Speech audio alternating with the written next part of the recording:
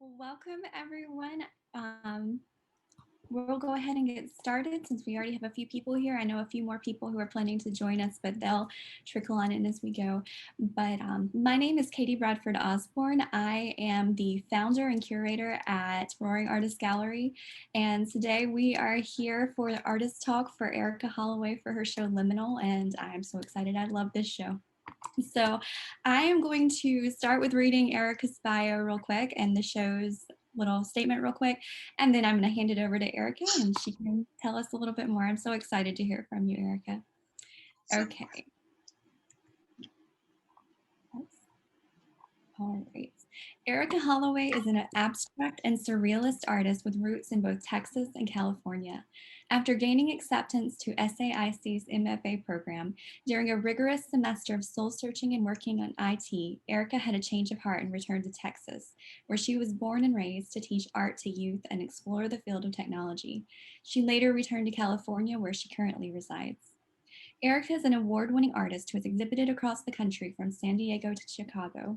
Her work has been published in Style Biblio magazine, as well as Words I Felt But Never Known, a book of poetry by Prin Mayowa. In 2016, Erica discovered her affinity for drawing hair. Through this subject, Erica explores mankind's complex relationship with chaos. Erica built her brand of Bezalel on this concept and began showcasing her intricate creations in gallery shows, selling custom commissions, and branching into illustration.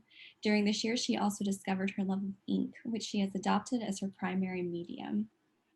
All right, in the show's artist statement, liminal is an exploration of chaos. I use hair textures as the basis for organic shapes that are not meant to be understood, only experienced. Through chaos, I aim to free the viewer from the innate impulse to rationalize and to create a space of simultaneous tension and respite. I love that statement. All right, so you can take it away. Awesome. Thank you so much for that introduction, Katie.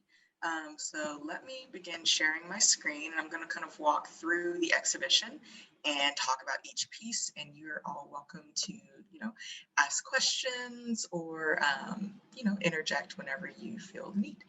So let's go ahead and get started. All right, enter full screen. Oops. There we go. All right. And so I'll start by talking first about this piece here. This is Entropy. So this is kind of like my flagship piece. This was the first piece in this exhibition covers a series called Sable. So this was the first piece in my Sable series. And in this piece, so I actually kind of started drawing a lot of like portraiture style, like hair drawings, just without the face and focusing on the hair. But I really wanted to push that and really explore like organic forms and just kind of seeing where I could take this exploration of like hair textures and the forms. So Entropy was my first exploration of that. And it was very intuitive, almost think of like a stream of consciousness type thought. That's how it was with the drawing. So just really flowing between the different organic forms and just using hair as an expressive shape or an expressive vehicle or vessel for kind of this focus on chaos and entropy and just kind of the way that nature itself can be a place of peace and respite, but also something that is very very different, almost very scary sometimes. It's something that's very much out of our control, something that we don't always understand. And so I use hair as a way to explore that. Let's see if I can zoom in a little bit. And so in this piece, this is probably one of my pieces with the most, with the widest variety of hair textures. So there's braids, there's twists, there's locks, there's like just free-flowing kind of wavy hair shapes, there's Bantu knots. It also does actually provides quite a bit of commentary as well, just on heritage, just as a Black woman, hair being such a loaded thing. And sometimes we don't really think of hair being this very loaded topic, but in the Black community, it can be and has been, even though it is literally just stuff growing out of our scalps. but hair has been something that, we have been discriminated against for. It has been something where we have suffered like health repercussions for, particularly Black women who put chemicals in their hair, and that can have very long-standing effects. And so hair is, in spite of it being something that is common, everyone has hair, most of us do, um, but it's still such a loaded thing for Black women in particular and in the Black community, something that is constantly being policed, and something that I feel we'll never really have a consensus on, like what is acceptable, what is not, how should we style our hair, how does it really factor into our identity? And so there is some of that as well. But mostly this is exploration of just hair and the appreciation of the detail and the shapes of hair. Um, and so this was my first piece in kind of in that particular series. So I'm going to go to the next one. Oops. Okay, let's see if I can back up. Sorry. And so Kuruyama was, let me see if I can scroll up a little bit. It's a little bit difficult to navigate. Kuruyama was my second piece. Try just clicking on it and see if it'll go to the. Got it. Thank you. Yeah. Kuruyama was my second piece, and I really began to kind of push the usage of hair to tell a story here. Again, it's organic forms, but kind of taking hair into a realm that I consider a little bit more sinister, a little bit more. I don't want to say dark because I don't really consider it like a dark topic, but something that is a little bit foreboding, something that really makes you question kind of, what is the purpose of this? What is the usage of this? And, hair, again, it's very innocuous most of the time. I mean, it's not something that is threatening, but altogether, as this form, it comes across as, I wouldn't say mammoth, but something that is a little bit intimidating. And so again, I'm pushing the idea of the exploration of chaos as well, something that can be very comforting if you choose to embrace it and kind of how you choose to perceive it. If we kind of let go of the idea of having control over our lives and over all the things in our lives, it can become something that is very beautiful, but we just have to kind of alter our perspective and how we view those things. And so again, with this one, the different shapes of hair and like the different types, you'll find like Bantu knots, some threaded hair, which is basically whenever you want to elongate hair that is shrunken. Black hair, ethnic hair, typically shrinks. It's very tightly coiled, and so whenever you want to stretch it out, you can use threads to elongate the hair. And so I factored that in. That is something that even in African American culture, you won't see that many people doing, but if you go over to Africa and various different countries and various cultures over there, threading is very common. It's a very common style of not just stretching the hair, but also styling it and wearing it out. And it's very elegant as well. And so there are some factors there, but mostly it's going to be coils, Bantu knots, some straight hair. And you also see in most of these pieces, straight hair, it really takes a secondary role, I guess. It's not really the focus, which is turning the focus on Eurocentric ideals like on its head. You'll find in the Black community, straight hair is kind of the pinnacle of beauty, even though that is not typically our natural hair texture. You'll find whenever people want to be elegant or, if they have a special occasion or something, they'll straighten their hair. And so I really wanted to make straight hair something that was not the focus. It was not necessarily seen as something that was the pinnacle of any type of like beauty or success or anything like that. It is just something that is there. It almost takes on a very background role. So it looks like moss sometimes, very often. So beautiful, but not necessarily the focus or the highlight of the piece. Usually ethnic styles like the Bantu knots or the braids and the twists will take center stage in my pieces. So, and then in this one, I actually added in a little bit of like acrylic gel here. And so it's not just ink. Most of my drawings are done with simply ink or graphite, and it's with like a very small ink pen, about this size. And so these are very large pieces, as you can see, like the one behind me. And so they're very large scale. They're done with this size pin. And so they take a very long time. So this one I actually factored in a little bit of gel, like acrylic gel with a medium. So,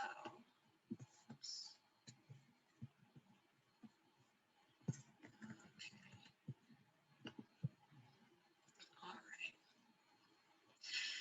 This one was, I actually ended up making this one around the time that I believe I had just found out that I was pregnant, or it was somewhere around that time.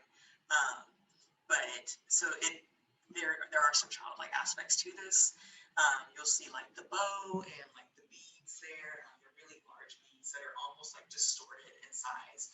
And so it's very common for young Black girls to kind of wear their hair in like little pigtails with the big little baubles on the end. And it's kind of like a signification of like this childlike innocence. So again, kind of wanted to subvert that in this image, taking it to a realm that was, again, not dark or sinister, but something that wasn't necessarily controlled or, again, kind of reflecting on my view of chaos as something that, again, is very much outside of our control. It's very foreign to us sometimes, just as humans. We really want to find the patterns and things that helps us feel safe. But again, this is like a chaotic jumble over here. And you have that aspect with this kind of childlike juxtaposition of like the bow and the beads. On the bottom is almost like this foil slick. So I really wanted to make this seem like it was like this living form, slug-like, I guess you could say. And so there's a little bit of gap there. Wanted it to be like something that was living, and so kind of imbuing it with this life. And the oil slick on the bottom is part of that because I did want to push the nature aspect of this. So it is a little bit slug-like even with the shape and with the bows and kind of the way it's adorned. There's mostly twist in this piece and also some loose type 4 hair, which you can see there. And then I moved on. Oops. Sorry. All right, let's see if I can navigate around. I'm actually going to go to Anansi next. This was the next one in my Sable series. And this one it's directly influenced by folklore. And so Anansi the spider was a trickster. And even in like other folklore, like Loki is also a trickster, and there's other trickster type of characters or entities or deities in other cultures. And so we often look at a trickster as someone who brings chaos, who kind of causes problems and mischief and disrupts things as they are. And so I use Anansi as a foundation for this particular piece. This is one of my favorite pieces. I actually think it is my favorite piece out of all of them. I really decided to push some of the other elements here. So some of like the wisp of smoke around the legs of the spider. The fact that the spider's body looks very similar to like a human head, like the top of a human head with things growing out of it. And so the human form never really takes like center stage in my pieces. It's not really the focus of my pieces. And sometimes that I've had some people say like, oh, we would really like to see, people with like their hair like nicely done. I would love to see you do like a proper portrait of someone. And that's just not something that's interesting to me. So really subverting the human form here and replacing it like with this fictitious symbol of, mischief and disruption. But in this one, also graphite and ink, and I really decided to push the rendering of the dreadlocks. And so the dreadlocks really look more like arms or legs of a spider versus just hair. And so someone might look at this and not realize that most of these things are hair. They are derived from hair. There's also loose hair and curls and braids and hair that's like closely shaven. You can kind of see in between like the flat twist here. as well as like a few like coils over here on the side. But this is by far one of my favorite pieces. And then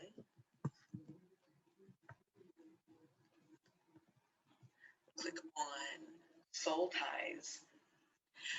So in most of my pieces, you'll see that like there are multiple different types of hair textures, and in soul ties, there is just this one. It solely is about locks, and I really wanted to understand, or really wanted to understand like what I could do and see what I could do and kind of push my limits if I just focused on one type of hair texture or one type of form and seeing what I could do with that. I believe that whenever you really like limit yourself or you put some kind of limitation on yourself, it helps to push your creativity in other ways. And so I thought a little bit more about the shape of this one. The others, the shape is really organic and it would just kind of come to me. But this one, I really planned out. There's a lot of overlap here. And so they're very winding and twisted. There was a lot of overlap with just the way I planned it out.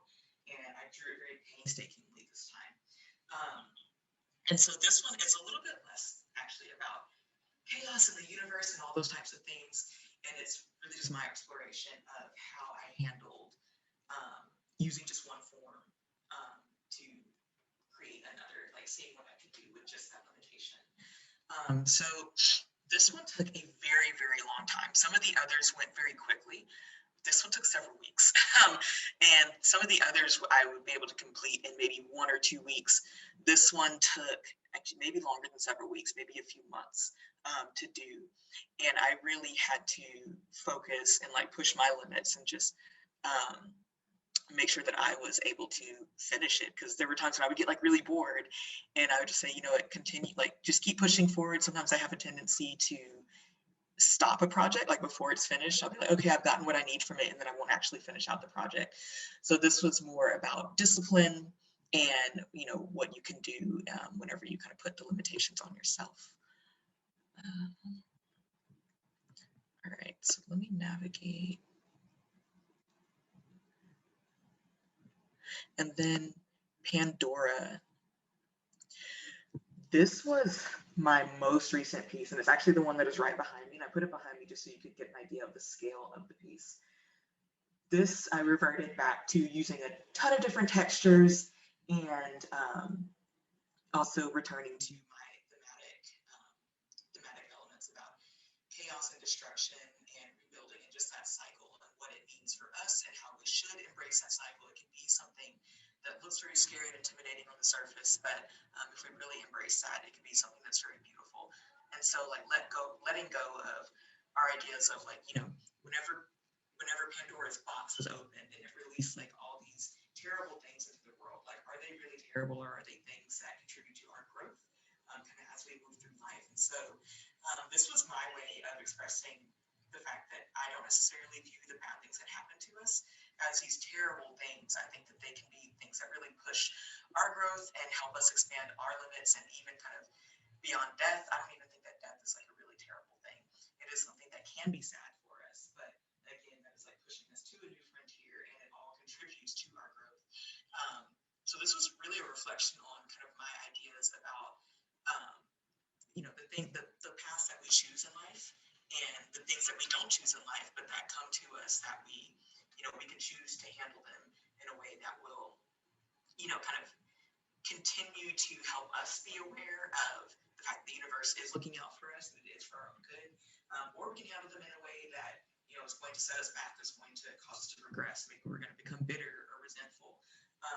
So I choose to handle things in a way that, they might not, even though the thing might be something that is very sad or distressing initially, I try to handle it in a way that is, kind of looking at the silver linings. And so this piece, I think, does come off as very chaotic and intimidating and maybe even kind of scary and dark to someone. But whenever you really look at it, I think it is quite beautiful. And that's, again, kind of the way that I look at some of the things that happen to us as we are going through our journeys on Earth, just throughout our lifetimes.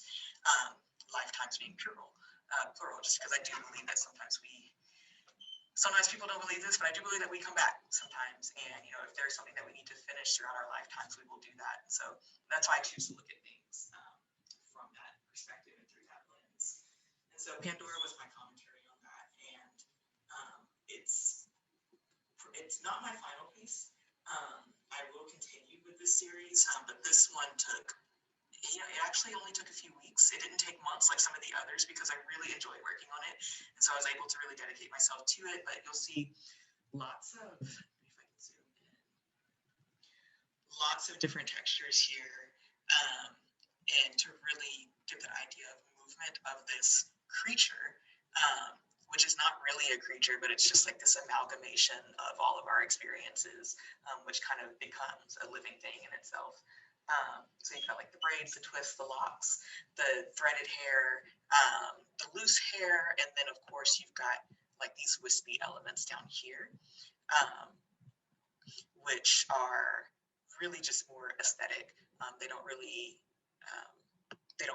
have like any commentary about hair or about culture there. It's just for like really an aesthetic thing for me. As for like my influences for these, Sarah Z is probably the artist that influenced me the most throughout the creation of this series. She's an installation artist, and she, like in all of her pieces, they're very, very detailed. And they're very beautiful. And like you look at it initially and it is all over the place. But as you really begin to examine like each part like of her installations, you'll find that it's so finely crafted, and so enveloping. They're really beautiful. And so even though these are drawings, 2D drawings, I really wanted to replicate some of that and like bring some of those elements into it. So those are my pieces. And I don't have very many pieces in this whole series right now, just because they are very time consuming. But yeah, so open for questions or anything like that. Thank you so much, Erica. Does anyone have any questions for Erica? Yes, I do. Hey, girl. I can't. I can't let you see me, but you just imagine how a writer looks trying to do hair. Okay, so there you go. So, how long does it take you from when you visualize it in your head to finishing it on paper? Really depends. So if it's one that, so it really depends. So ones like Entropy and Pandora, I was able to visualize them pretty quickly just because I did not like the what I consider like the rough draft, like the outline of it. It was just very fluid, so I didn't take that much time to like plan out like, okay, where's each piece gonna go?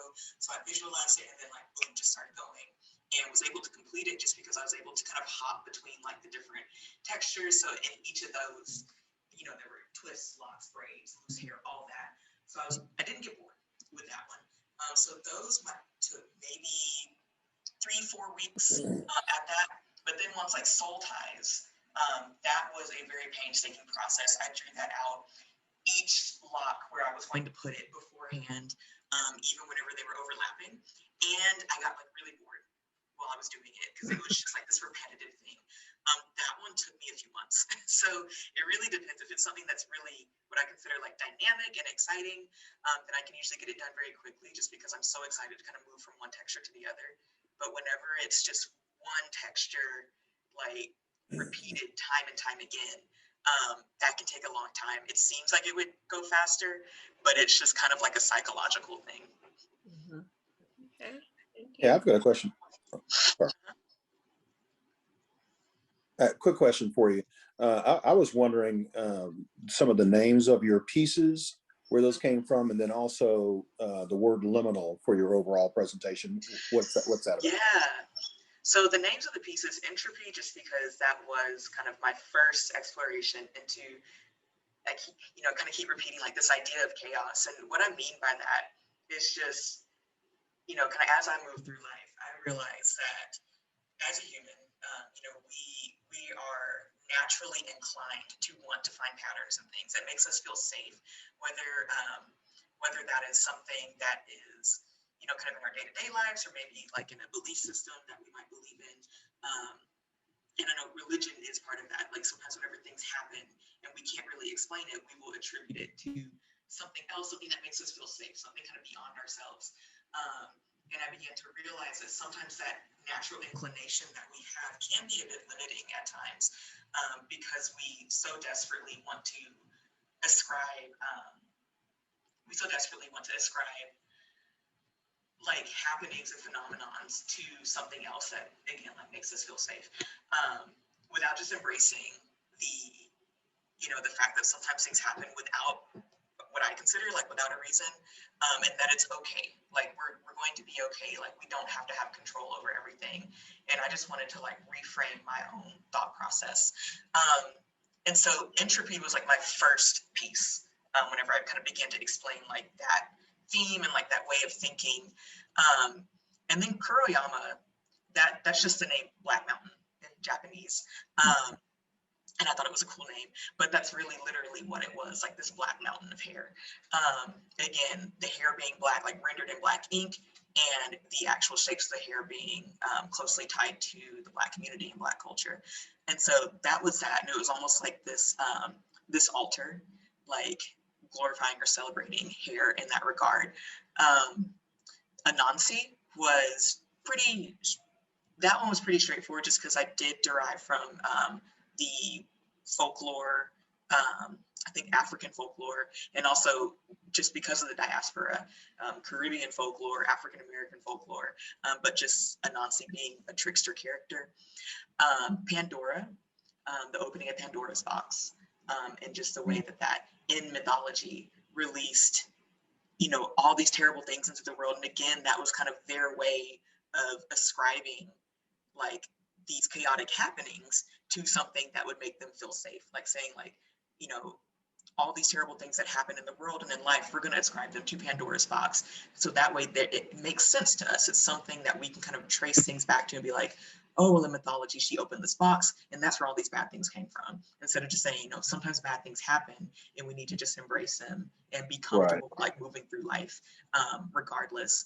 And so I think, and there was, and Baby was just because that was one that had a lot of childlike elements in it. And so, and that was just kind of my reflections on the fact that I was newly pregnant. And so it was a piece that was kind of my commentary on that. Cool. Mm-hmm. Any other questions? Hi, Erica.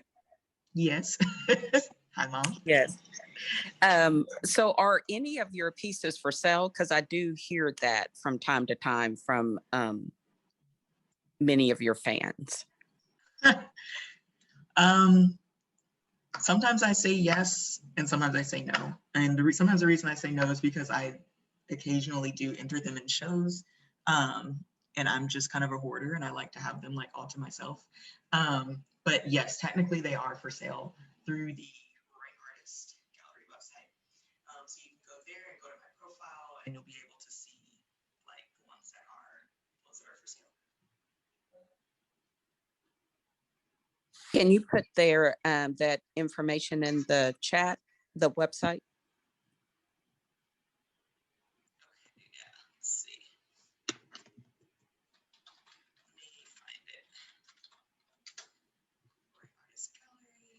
Or maybe they can share it later or something. Do it for you, Erica. Yeah, I have to find my profile in here. Yeah, I will link the showcase. Oh, yes. Great. All on there as well. Great. Yeah, they're just fascinating. I really enjoy them. Thank you. Okay, there it goes. All right. Any other questions about my art? On the baby one, were there a lot of babies in there or just one? Looked like triplets. No, that was just Ovaries.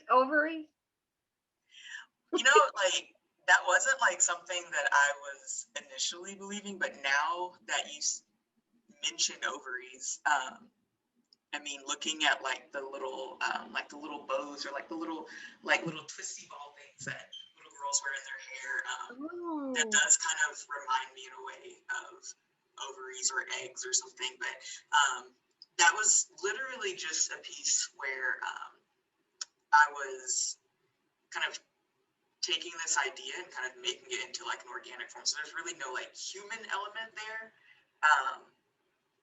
So there's not like one or two babies in there. It's just this hair. Okay. Can you show it again? Yeah. Is it too hard? No, let's see. Here, let me go. There's some people just joining and they should see that pretty beautiful stuff.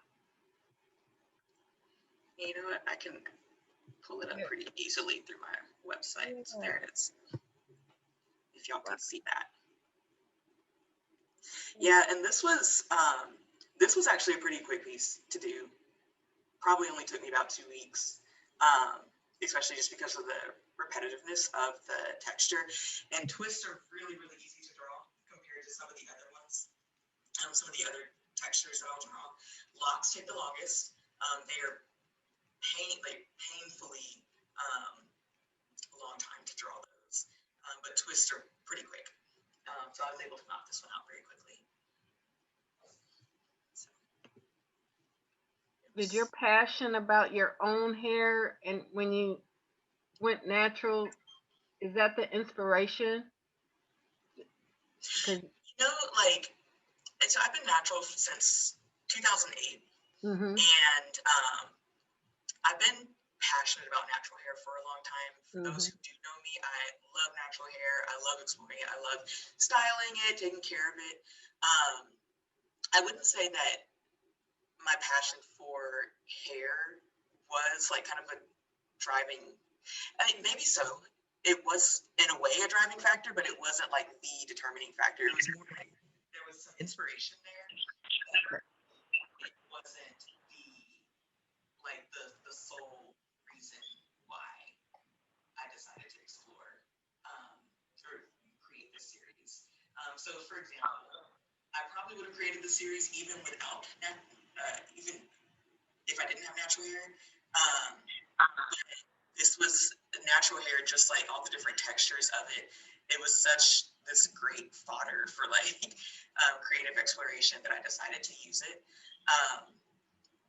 But yeah, I have quite a few other pieces that are not part of this series, but that also explore hair, but hair that is straight textured, hair that is on the body. So natural hair was great just for the references, for like the shape of hair and like the different types of textures. But I wouldn't say that like my passion for it was like a major driving force. Okay.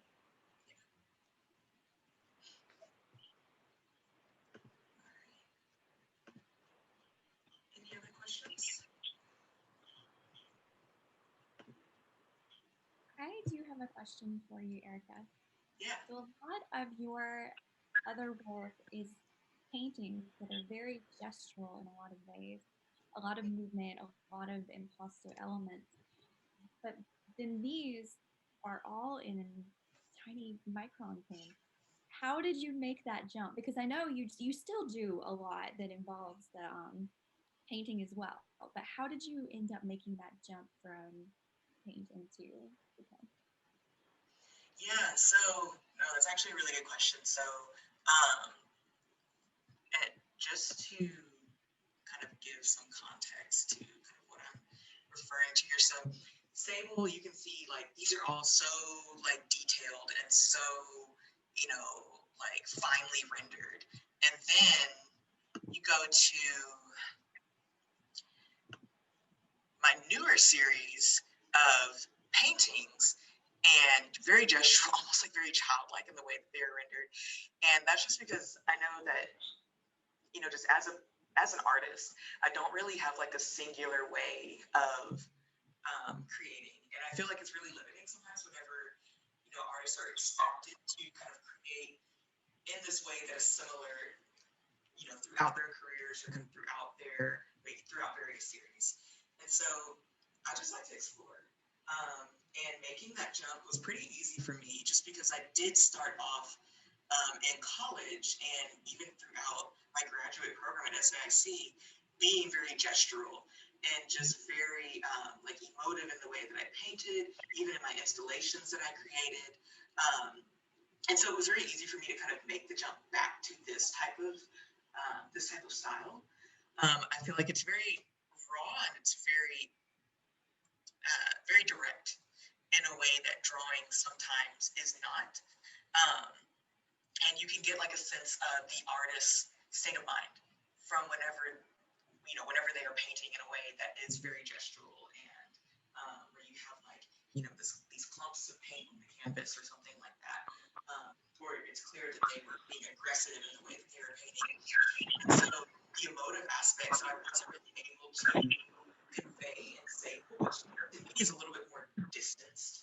You don't really get a sense of like who I am or what I'm thinking as an artist. It's more about like the viewer's experience there.